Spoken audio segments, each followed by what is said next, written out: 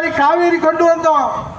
புரட்சி தலைவர் இளைய அம்மா அவர்கள் காவேரிக்கு உயிர் கொடுக்க தன் உயிரை பணைய வைத்து 84 மணி நேரம் உண்ணாவிரத அற போராட்டம் இருந்த சத்திய தலைவி சிங்கரக தலைவி புரட்சி தலைவி அம்மா அவர்கள் அவருடைய வழியிலே நம்முடைய புரட்சி தமிழர் எடப்பாடியார் தமிழகம் முழுவதும் உண்ணாவிரத அற போராட்டம் காவேரிக்கு உயிர் கொடுப்பதற்காக.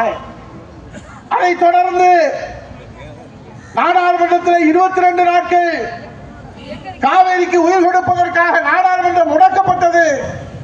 அப்போது மத்திய அரசிலே அண்ணா திராவிட முன்னேற்ற கழகம் பாரதிய ஜனதா கட்சியிலே கூட்டணியில் இருந்தது. கூட்டணி தர்மத்தை தள்ளி வைத்துவிட்டு எங்கள் விவசாயிகளுடைய உரிமைதான் முக்கியம் என்று போராடி. நீ நினைக்கலாம் அண்ணா திராவிட முன்னேற்ற கழகம் தோத்துட்டு எதுக்கு இதுக்காக போராடுறாங்கன்னு. அண்ணா திராவிட முன்னேற்ற கழகம் ஆளுகிற கட்சியாக இருந்தாலும் எதிர்கட்சியாக இருந்தாலும் மக்கள் உரிமைக்காக போராடுகிற கட்சி. காவிரினா நீங்க ஏதோ டெல்டா மாவட்டத்துக்கு சம்பந்தப்பட்டதுன்னு நினைச்சிடாதீங்க. அங்கே தஞ்சாவூர், நாகப்பட்டினம், திருவாரூர், புதுக்கோட்டை அதுக்கு மட்டும் சம்பந்தப்பட்டதுன்னு நினைக்காதீங்க. இன்றைக்கு நம்முடைய காவிரி உயிர் நீர் என்பது ஏறத்தாழ 12 மாவட்டங்கள்ல 21 லட்சம் ஏக்கர் பாசனம் செய்வதற்கு காவிரி நீர் அவசியமாகிறது.